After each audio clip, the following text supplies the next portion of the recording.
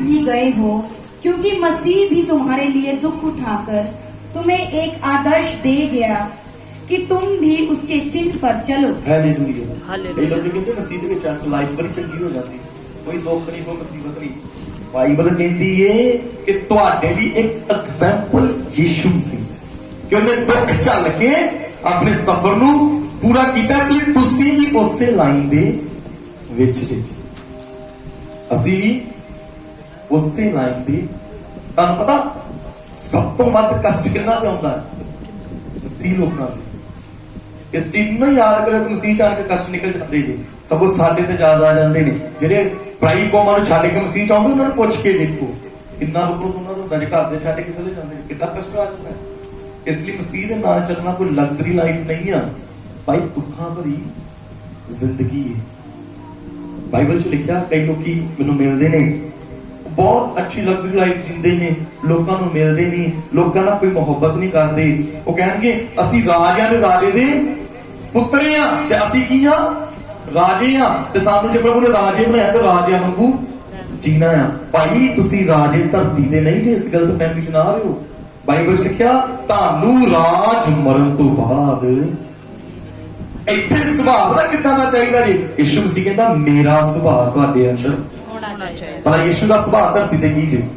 ਕਹਿੰਦਾ ਉਹਨੇ ਆਪਣੀ ਪੁਸ਼ਾਕ ਲਾਈ ਤੇ ਇੱਕ ਨੌਕਰ ਦਾ ਰੂਪ ਬਣਨਾ ਚਾਹੁੰਦਾ ਜੀ। ਅੱਜ ਕੋਈ ਨੌਕਰ, ਸਾਰੇ ਚਾਹੁੰਦੇ ਹੀ ਮਾਲਕ ਹੀ ਬਣੇ, ਪਰ ਯਿਸੂ ਮਸੀਹ ਕੀ ਬਣਿਆ? ਨੌਕਰ। ਪਤਾ ਕਿਹੜੇ ਦਰਜੇ ਦਾ?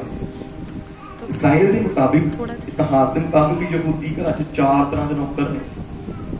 ਪਹਿਲੇ ਦਰਜੇ ਦਾ ਨੌਕਰ ਹੁੰਦਾ ਹੈ 6, ਮਾਲਕ ਦੀ ਕੋਈ ਔਲਾਦ ਨਹੀਂ ਆ, ਮਾਲਕ ਮਰ ਜਾਂਦਾ ਹੈ ਤੇ ਸਾਰੀ ਜਾਇਦਾਦ ਨੌਕਰ ਨੂੰ ਦਿੱਤੀ ਜਾਏ। ਉਹ ਪਹਿਲਾ ਨੌਕਰ ਹੁੰਦਾ ਹੈ, ਪਹਿਲੇ ਦਰਜੇ ਦਾ। ਅਬਰਾਹਮ ਦਾ ਸੀਗਾ, ਉਹ ਕਹਿੰਦਾ ਪ੍ਰਭੂ ਜੀ ਜੇ ਮੇਰਾ ਕੋਈ ਪੁੱਤਰ ਨਹੀਂ, ਕੀ ਮੇਰਾ ਨੌਕਰ ਬਣੇਗਾ, ਮੇਰੀ ਜਾਇਦਾਦ ਦਾ ਮਾਲਿਕ, ਹਨਾ।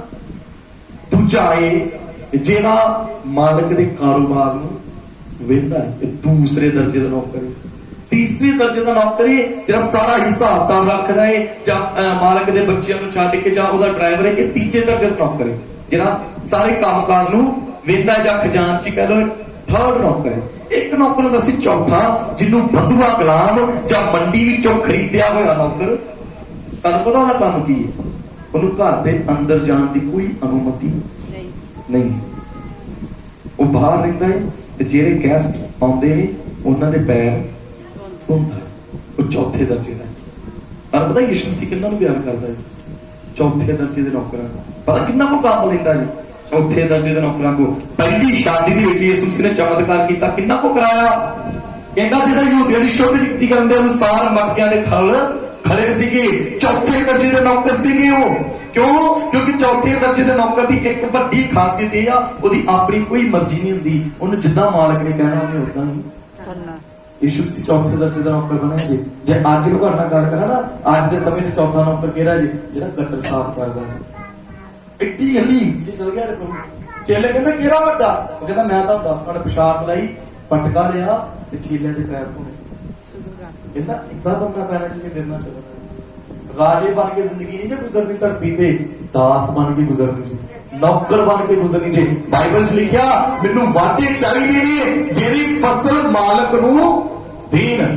ਅੱਜ ਤੇ ਮਾਲਕ ਆ ਫਸਲ ਆਪਣੇ ਕੋਲ ਰੱਖਦੇ ਨੇ, ਵਾਢਾ ਹੋਇਆ ਜਿਹਨੇ ਫਸਲ ਪ੍ਰਭੂ ਨੂੰ ਦੇ। ਪ੍ਰਭੂ ਨੂੰ ਵਾਢੇ ਚਾਹੀਦੇ ਨੇ। ਕੱਲੇ ਪਾਸਟਰ ਦਾ ਕੰਮ ਨਹੀਂ ਕਲਾਮ ਕਰਨਾ, ਕੱਲਾ ਮੇਰਾ ਨਹੀਂ ਆ, ਤੁਹਾਡੇ ਅੰਦਰੋਂ ਯਿਸੂ ਦਿਸੇ। ਤੁਹਾਨੂੰ ਪਤਾ ਯਿਸੂ ਮਸੀਹ ਨੇ ਨਿਆਂ ਦੇ ਦਿਨ ਕੀ ਪੁੱਛਣਾ ਹੈ ਤੁਹਾਨੂੰ? ਜੇ ਤੁਸੀਂ ਬਚ ਗਏ, ਪ੍ਰਭੂ ਨੇ ਕਿਹਾ ਭਾਈ ਤੂੰ ਤੇ ਹੈ ਨਾਲ ਕਿਹਨੂੰ ਲੈ ਗਿਆ? ਨਾਲ ਤੂੰ ਤੇ ਬਚ ਗਿਆ, ਅੱਛੀ ਗੱਲ ਹੈ, ਲਿਆਂਦਾ ਕਿਹਨੂੰ ਹੀ ਨਾਲ? ਕੀ ਜਵਾਬ ਹੋਵੇਗਾ? ਕੱਲਾ ਪ੍ਰਚਾਰ ਕੀਤਿਆਂ ਹੀ ਯਿਸੂ ਦਾ ਪਤਾ ਨਾ ਲੱਗੇ, ਸਾਡੇ ਅੰਦਰੋਂ ਦਿਸੇ ਕਿ ਯਿਸੂ ਦੇ। ਤੁਹਾਡੇ ਕਰੈਕਟਰ ਤੋਂ ਲੋਕ ਬਦਲ ਜਾਣ, ਤੁਹਾਡੀ ਬੋਲਣ ਤੋਂ ਲੋਕ ਬਦਲ ਜਾਣ, ਤੁਹਾਡੇ ਚਿਹਰੇ ਤੋਂ ਲੋਕ ਬਦਲ ਜਾਣ। ਅਲੀਸ਼ਾ ਜਾ ਰਿਹਾ ਹੈ, ਉਹਨੂੰ ਦੱਸਿਆ ਨਹੀਂ ਕਿ ਮੈਂ ਪ੍ਰਭੂ ਦਾ ਦਾਸ ਆ। ਉਹ ਕਹਿੰਦੀ ਇਹ ਦੂਰੋਂ ਪ੍ਰਭੂ ਦਾ ਦਾਸ ਲੱਗ ਰਿਹਾ। ਇਸ ਤਰ੍ਹਾਂ ਦੀ ਬਾਈਬਲ ਸਾਨੂੰ ਭਗਤੀ ਨਹੀਂ ਕਹਿੰਦੀ ਜੀ। ਇਹ ਕਲਾਮ ਸਿਖਾਉਂਦਾ ਜੀ ਕਿ ਯਿਸੂ ਮਸੀਹ ਦੇ ਨਾਲ ਕਿਵੇਂ ਚੱਲਣਾ ਹੈ। ਕਹਿੰਦਾ ਵੀ ਇਹ ਲਿਖਿਆ ਨੇ ਗਾਲੀ ਖਾ ਕੇ ਗਾਲੀ ਨਹੀਂ ਦਿੱਤੀ।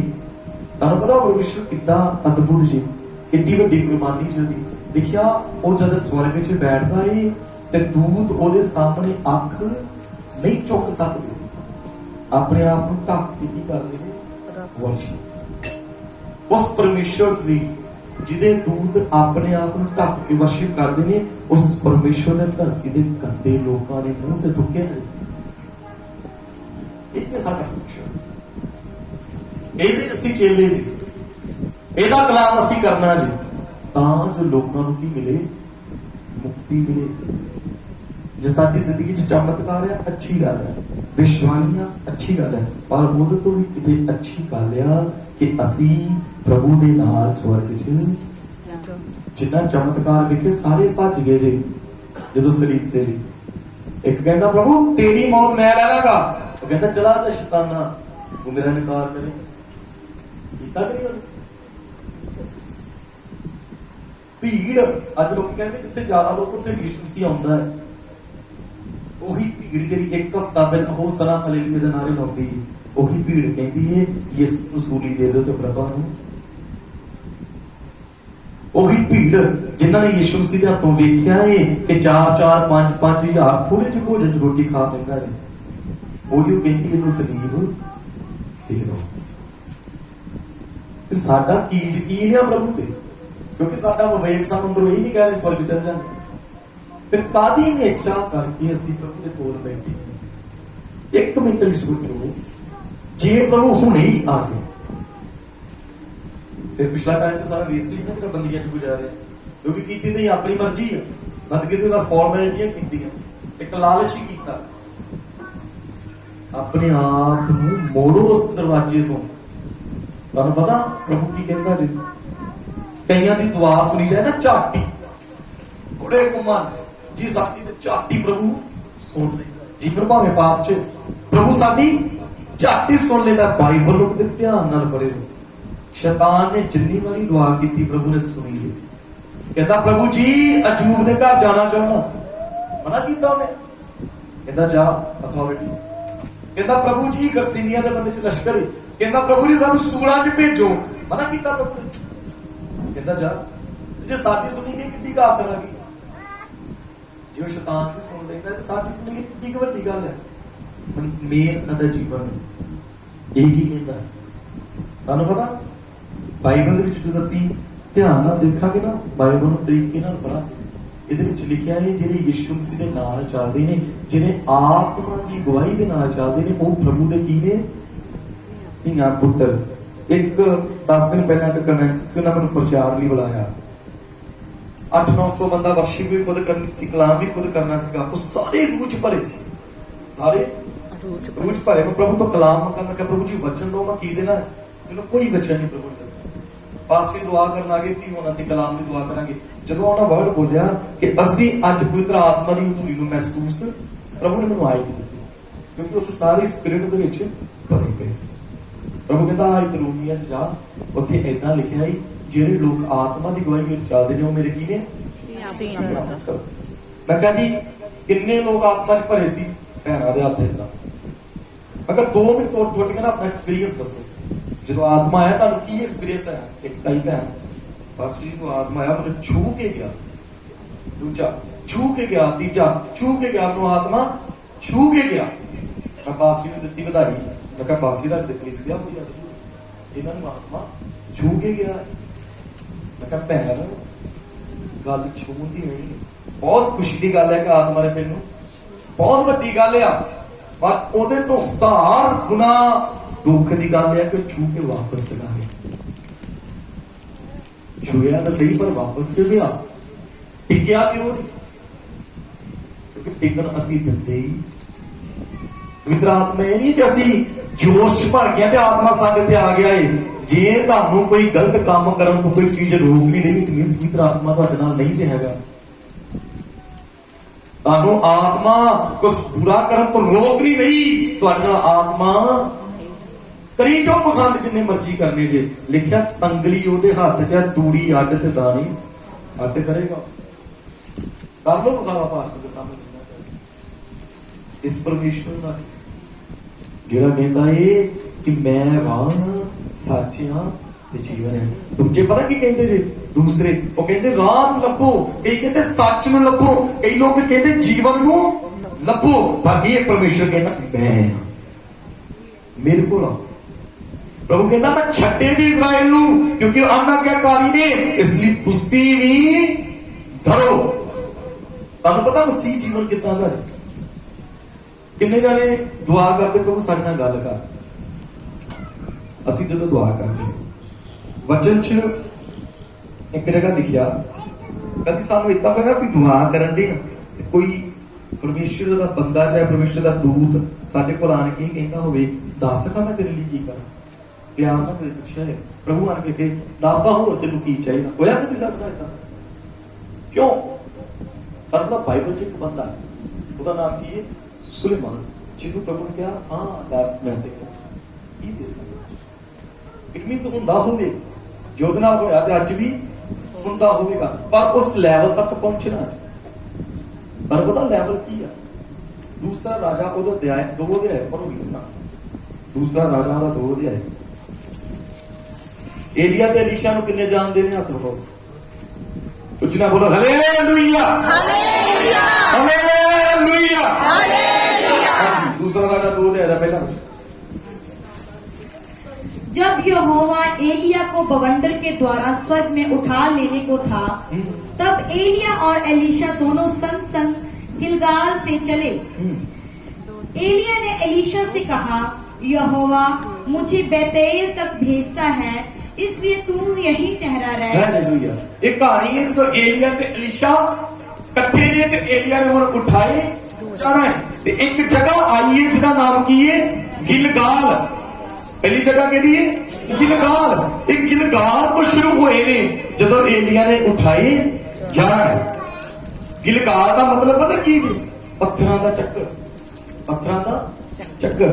एक यही जगह इसराइल के अंदर जिथे चमड़ी नूं सारिया जांदा है, जिथे शरीर नूं सारिया जांदा है। मसीहत दे विच गिलगाल पहला स्टेप है कि इत्थे असीं अपने शरीर नूं, क्योंकि कलाम च लिखा जिस शरीर के द्वारा चलते हो मेरे नहीं बल्कि संसार दे ने, ते संसार का राजा शैतान है।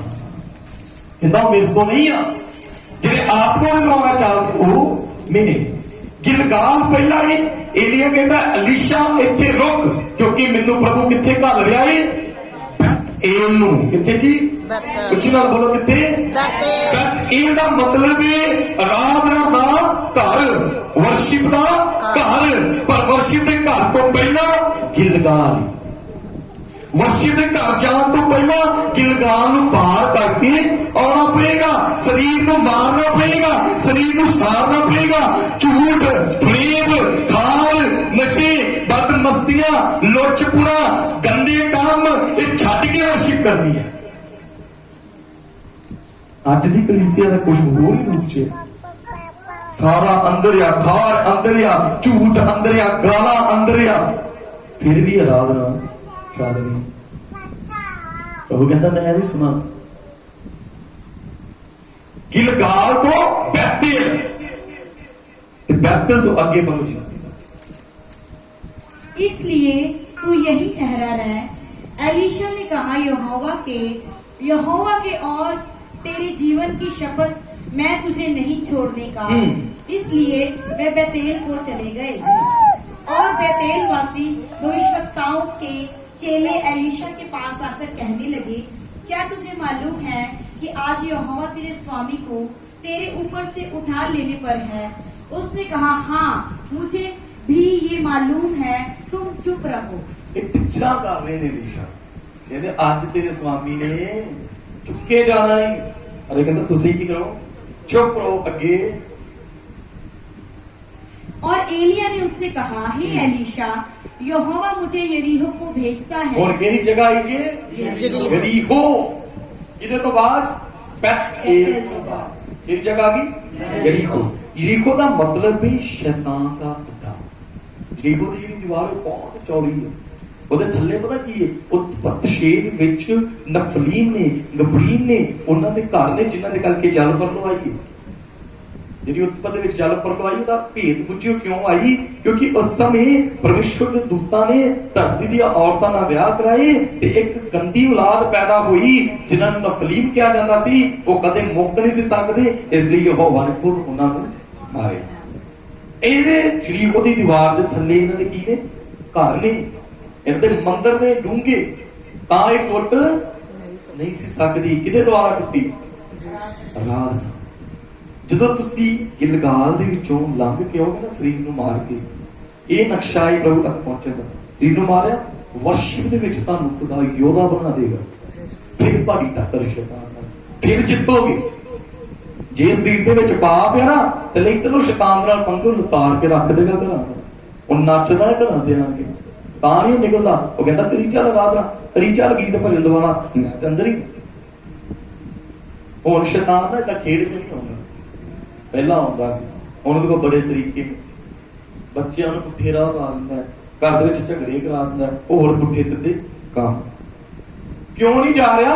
ਕਿਉਂਕਿ ਅਸੀਂ ਨਕਸ਼ੇ ਦੇ ਮੁਤਾਬਿਕ ਪ੍ਰਭੂ ਨਾਲ ਨਹੀਂ ਚੱਲਦੇ। ਗਿਲਗਾਲ ਅਸੀਂ ਪਾਰ ਨਹੀਂ ਕੀਤੀ, ਬੈਤਲ ਚ ਅਸੀਂ ਚੰਗੀ ਆਰਾਧਨਾ ਨਹੀਂ ਕੀਤੀ, ਇਸ ਲਈ ਅਸੀਂ ਯੋਧੇ ਨਹੀਂ ਬਣੇ। फिर प्रभु कहता यरीहो, जब यरीहो गए फिर करके पढ़ो, इसलिए तू यहीं ठहरा रह। उसने कहा यहोवा के और तेरे जीवन की शपथ मैं तुझे नहीं छोड़ने का।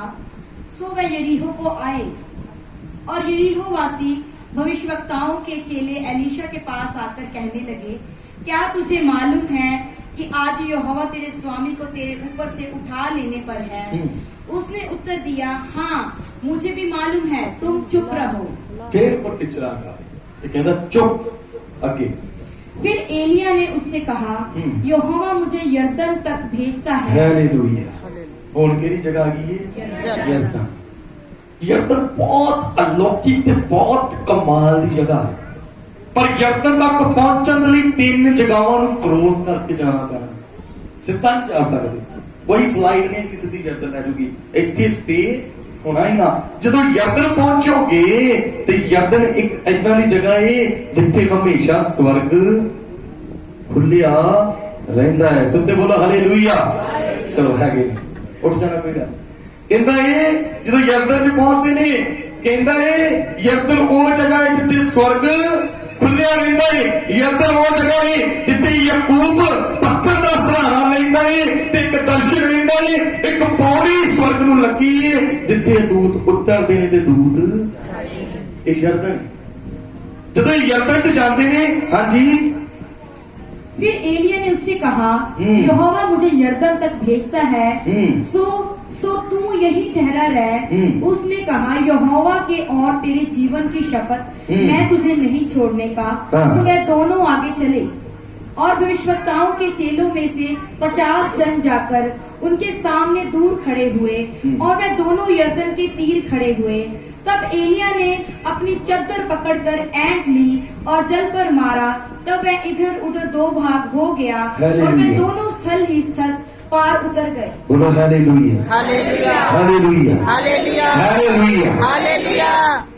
की होया है इत्थे ਜਿਹੜੇ ਵਿਸ਼ਵਕਤਾ ਦੇ ਚੇਲੇ ਨੇ ਜਾਂ ਜਿਹੜੇ ਜਾਜਕਾਂ ਦੇ ਚੇਲੇ ਨੇ ਉਹਨਾਂ ਟੀਚਰ ਕੀਤੀ ਨਹੀਂ ਜੀ। ਬਾਕੀ ਸਾਰੀਆਂ ਪਲੇਸਾਂ ਤੇ ਉਹਨਾਂ ਕਿਹਾ ਤੇਰਾ ਸਵਾਮੀ ਚੱਲਿਆ ਹੀ, ਇੱਥੇ ਉਹਨਾਂ ਕਿਹਾ ਨਹੀਂ ਇੱਥੇ ਇੱਕ ਨੇ ਚਾਦਰ ਲਈ ਹੈ ਤੇ ਯਰਦਨ ਦੇ ਵਿੱਚ ਤੇ ਪਾਣੀ ਦੋ ਭਾਗ। ਸਾਇੰਸ ਐਂਡ ਵੰਡਰਸ ਜਿਹਨੂੰ ਅਸੀਂ ਮਿਰੇਕਲ ਕਹਿੰਦੇ ਜੀ, ਉਹ ਯਰਦਨ ਚ ਹੁੰਦਾ ਹੈ ਜਿਹੜਾ ਸੱਚਾ ਚਮਤਕਾਰ ਹੁੰਦਾ ਹੈ। ਗਿਲਗਾਲ ਤੇ ਕਦੀ ਨਹੀਂ ਹੈਗਾ। ਦੱਸੋ ਜੀ ਗਿਲਗਾਲ ਤੇ ਕੀਤਾ ਜੀ, ਦੱਸੋ ਜੀ ਬੈਤਲ ਚ ਕੀਤਾ ਜੀ, ਦੱਸੋ ਜੀ ਯਰੀਹੋ ਚ ਕੀਤਾ ਹੈ। कितने को आए? यरदन च। हाँ जी आगे।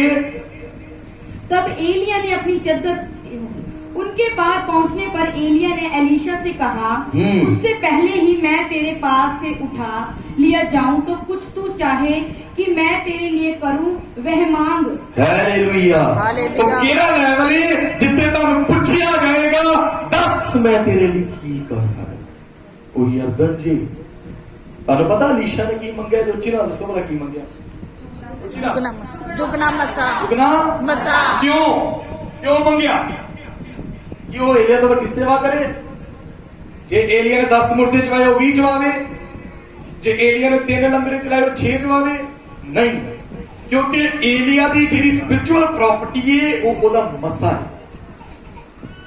ते अलीशा की कहता है मैनू तेरा दुगना चाहिए। कि बोलो एलीशा ने कहा तुझ में जो आत्मा है उसका दूना भाग मुझे मिल जाए। एलिया ने कहा तूने कठिन बात मांगी है, तो भी यदि तू मुझे तू केड़ी गल मंग ली है जेड़ी तेनू समझ नहीं आ, तेनू नहीं पता तू की मंग बैठा है, क्योंकि ओनू टिचरा कीतियां जांदियां ने तेरा मालक चलिया ही, क्योंकि ਇਹਦਾ प्याले ਦਾ पुत्र है, ਇਹ हथ धवाउंदा सिर्फ एलिया दे, ਇਹ सिर्फ ओदा मतलब एक नौकर है ते एलिया ਇਹਦਾ स्वामी है। हुण ਇਹ की मंगदा मैनू तेरा दूना हिस्सा चाहिए है, क्योंकि अलीशा उस स्पिरिचुअल वे च वेख रहा है कि एदी प्रॉपर्टी एदा मसा है। वो कहता मैनू तेरी प्रॉपर्टी दा दूना क्यों, क्योंकि बाइबल च लिखा दूना हिस्सा ओनू दिता जाए जिहड़ा घर दे विच सका ते पलौठा पुत्र ये सारी उम्र नौकर बन के रहा है ते इहनू टिचरा कीतियां जा रही ने, पर हुण ये पुत्र दा औदा मंग रहा है, इस करके दूना मंग रहा है। कहता नौकर बन के रहा है, पर मैं चाहना है तू उठाना चाहे तो तेरे उठाए जाने तो बाद मैं तेरा पुत्र बन के रहा। क्यों, क्योंकि इन्हें पता है यरदन एक ऐसी जगह है जिथे पुत्र होने का अधिकार मिल रहा है। तुम पता एक होर इस जगह के शख्स है जिन्होंने यरदन च पुत्र का औदा मिल रहा है, की नाम है, उसका नाम है मसीह यीशु।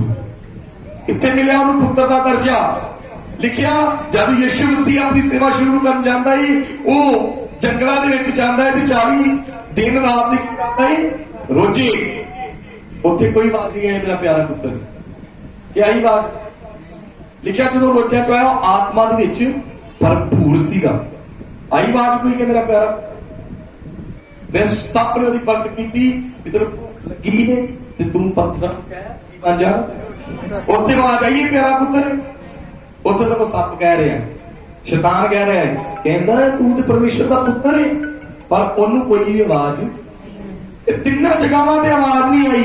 गिलगाल जिथे यीशु मसीह ने शरीर च दुख झलिया, फास्टिंग की, पवित्र आत्मा दे नाल भरिया बैठे ते फिर शैतान दे नाल टाकरा यरीको ते अखीर यरदन, जदों यीशु यरदन च जांदा है उपरों पवित्र आत्मा उतरदा है ते एक आवाज आउंदी है, ए मेरा प्यारा जे पुत्र बनना जे ते यरदन तक पहुंचना पैना जी।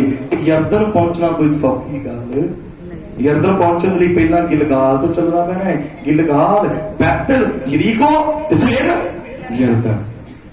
मैं तुहानू दसदा है छोटी जी गल, इस तो बाद असीं कलाम दी दुआ करांगे। एक वचन पढ़ो इब्रानियां 3:7 वचन,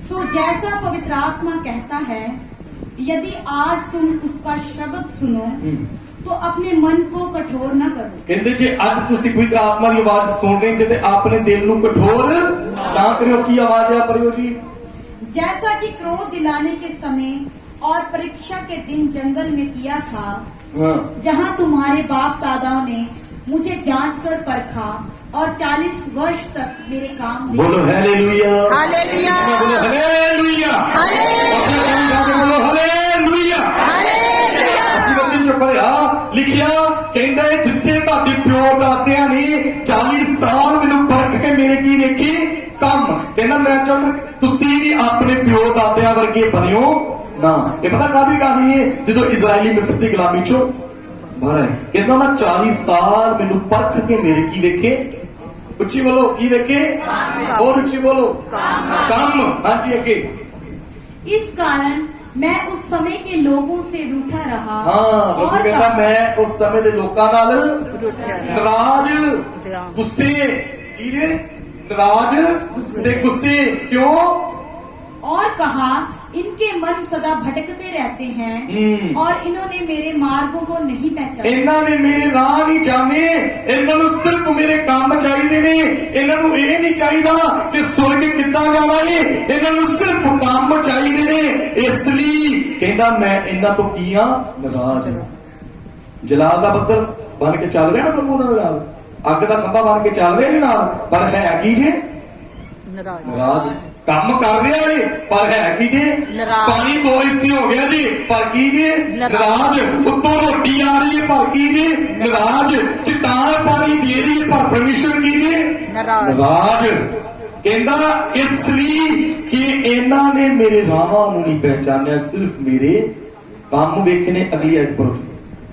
तब मैंने क्रोध में आकर शपथ खाई, हाँ। वह मेरे विश्राम में प्रवेश करने कहता लगा। मैं गुस्से च सौ खाती है कि ये मेरे आराम की धरती ते जा।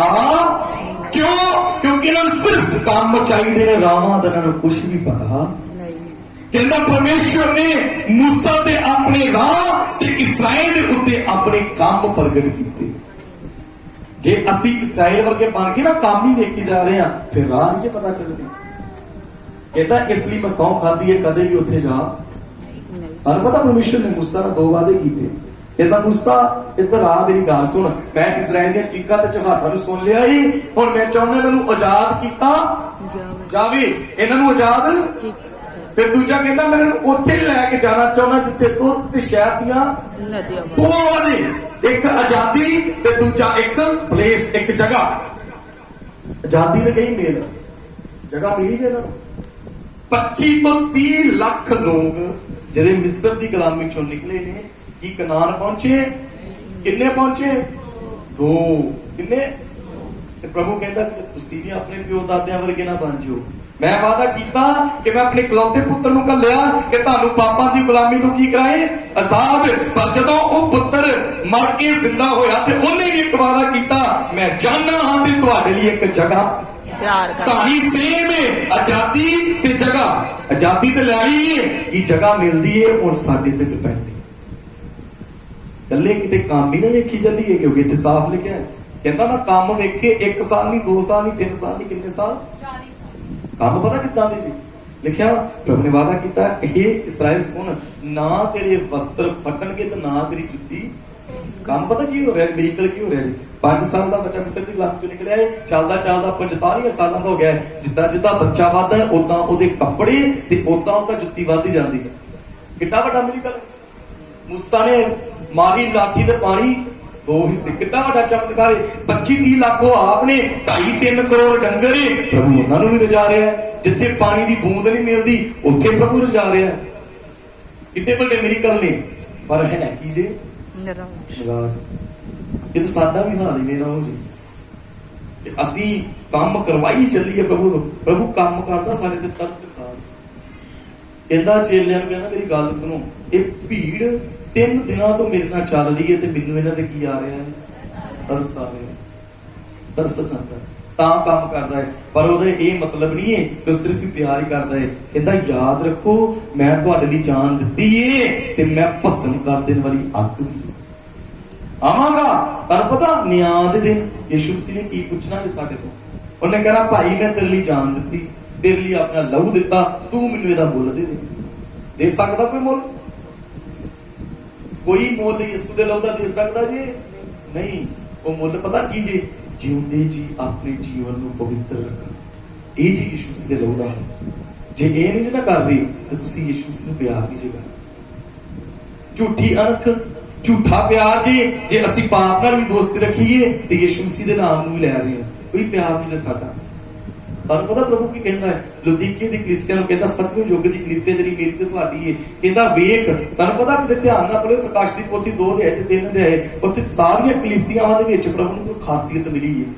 पहली नूं कहंदा है चल चंगी गल है, भावें तू पहला प्यार छड्ड बैठा है, पर एक गल तेरे च चंगी है, तू नुकलियां दी सिੱਖਿਆ ਤੋਂ नफरत करदा है। किते ना किते चंगियां ते किते ना किते कुछ गलत 6 कलीसियां दे विच, पर जिहड़ी 7वीं है मेरी ते तुहाडी लुदीकीए दी, ਉਹਦੇ ਵਿੱਚ प्रभु ਨੂੰ कोई चंगी गल नहीं ਲੱਗੀ। ਕਹਿੰਦਾ ਮੈਂ ਤੇਰੇ ਕੰਮਾਂ ਨੂੰ ਜਾਣਦਾ ਹੈ, ਨਾ ਤੂੰ ਤੱਤਾ ਹੈ ਨਾ ਤੂੰ ਠੰਡਾ ਹੈ। ਕਹਿੰਦਾ ਤੂੰ ਆਪਣੇ ਆਪ 'ਚ ਕਹਿ ਰਿਹਾ ਹੈ, ਸਾਡੇ ਯੁੱਗ ਦੀ ਕਲੀਸਿਆ ਕਹਿੰਦੀ ਹੈ ਅਸੀਂ ਬਰਕਤ ਵਾਲੇ ਆ, ਅਸੀਂ ਬਰਕਤ ਵਾਲੇ ਆ। ਕਹਿੰਦਾ ਤੂੰ ਕਹਿ ਤੇ ਜ਼ਰੂਰ ਰਿਹਾ ਹੈ, ਪਰ ਮੇਰੇ ਸਾਹਮਣੇ ਤੂੰ ਕੰਗਾਲ ਹੈ, ਕਿਉਂਕਿ ਜਿੱਥੇ ਤੈਨੂੰ ਹਿੱਸਾ ਮਿਲਣਾ ਚਾਹੀਦਾ ਉੱਥੇ ਤੇਰਾ ਖਾਤਾ ਹੀ ਹੈ ਨਹੀਂ। तू की है कंगाल। कहता तू अन्ना है, तेन जिधर ਨੂੰ ਉਂਗਲ ਲਾਈ ਜਾਂਦੀ ਤੂੰ ਉਧਰ ਨੂੰ ਚਲਾ ਜਾਂਦਾ ਹੈ। ਕਹਿੰਦਾ ਤੂੰ ਨੰਗਾ ਹੈ ਤੇ ਮੇਰੇ ਸਾਹਮਣੇ ਖੁੱਲਿਆ ਹੈ, ਇਸ ਲਈ ਮੈਂ ਚਾਹੁੰਦਾ ਹੈ ਮੇਰੇ ਕੋਲ ਪਵਿੱਤਰਤਾ ਦੇ ਵਸਤਰ ਲੈ ਤਾਂ ਜੋ ਤੇਰਾ ਨੰਗੇਜ ਢੱਕਿਆ। ਇਹ ਸਤਵੇਂ ਯੁੱਗ ਦੀ ਕਲੀਸਿਆ ਮੇਰੀ ਤੇ ਤੁਹਾਡੀ। ਫਿਰ ਲਿਖਿਆ ਪ੍ਰਭੂ ਕਹਿੰਦਾ ਮੈਂ ਦਰਵਾਜ਼ੇ ਤੇ ਜੇ ਕੋਈ ਮੇਰੀ ਆਵਾਜ਼ ਸੁਣੇ ਉਹਦੇ ਤੇ ਮੈਂ ਅੰਦਰ। ਕੱਲੇ ਇੱਕ ਬੰਦੇ ਦੀ ਗੱਲ ਨਹੀਂ ਹੈ, ਦੋ ਬਾਤ ਨਹੀਂ ਹੈ, ਲੁਦੀਕੀ ਦੀ ਕਲੀਸਿਆ ਦੀ ਗੱਲ ਹੈ। ਅੱਜ ਪ੍ਰਭੂ ਦਰਵਾਜ਼ੇ ਤੇ ਖਲੋਤਾ ਜੀ ਤੇ ਫਿਰ ਕੰਮ ਕੌਣ ਕਰ ਰਿਹਾ ਜੀ ਇਹ ਵੇਖੋ। ਅੰਤ ਦਾ ਸਮਾਂ ਜੀ ਤੁਹਾਨੂੰ ਪਤਾ ਯਿਸੂ ਮਸੀਹ ਆ ਰਿਹਾ ਹੈ ਬਹੁਤ ਜ਼ਿਆਦਾ। ਇਸ ਤੋਂ ਬਾਅਦ ਖਤਮ ਕਰਾਂ ਮੱਤੀ 24 ਦੇ ਵਿੱਚ ਲਿਖਿਆ ਜਦ ਨੂਹ ਦੇ ਦਿਨਾਂ ਦੇ ਵਰਗੇ ਦਿਨ ਆਉਣ ਤੇ ਤੁਸੀਂ ਜਾਣ ਲਿਓ ਕਿ ਮੈਂ ਆਉਣ ਵਾਲਾ। ਫਿਰ ਪ੍ਰਭੂ ਕਹਿੰਦਾ ਮੇਰਾ ਆਉਣਾ ਚੋਰ ਦੀ ਉੱਚੀ ਨਾ ਬੋਲੋ, ਮੇਰਾ ਆਉਣਾ ਚੋਰ ਦੀ ਉਹਦੇ ਬ੍ਰੈਕਟ ਚ ਲਿਖਿਆ ਕਹਿੰਦਾ ਮਨੁੱਖ ਦਾ 1000 ਸਾਲ ਪਰਮੇਸ਼ਵਰ ਦੇ ਇੱਕ ਦਿਨ ਦੇ ਬਰਾਬਰ ਹੈ। 1000 ਸਾਲ ਇੱਕ ਦਿਨ। ਪਹਿਲਾਂ ਮੈਂ ਦੱਸਾਂਗਾ ਨੂਹ ਦੇ ਦਿਨਾਂ ਦੇ ਵਿੱਚ ਕੀ ਹੋਇਆ। ਜਲ ਪਰਲੋਕ ਆਈ ਕਿਉਂ ਆਈ? ਉਤਪਤ 6 ਦੇ ਵਿੱਚ ਲਿਖਿਆ ਪਰਮੇਸ਼ਰ ਦੇ ਪੁੱਤਰਾਂ ਨੇ ਮਨੁੱਖ ਦੇ ਧੀਆਂ ਨੂੰ ਵੇਖਿਆ, ਉਹਨਾਂ ਨਾਲ ਸ਼ਾਦੀਆਂ ਕੀਤੀਆਂ, ਉਹਨਾਂ ਤੋਂ ਔਲਾਦ ਜੰਮੀ। ਔਲਾਦ ਪਤਾ ਕਿੱਡੀ ਏ? 25-30 ਫੁੱਟ ਦੀ ਔਲਾਦ ਏ।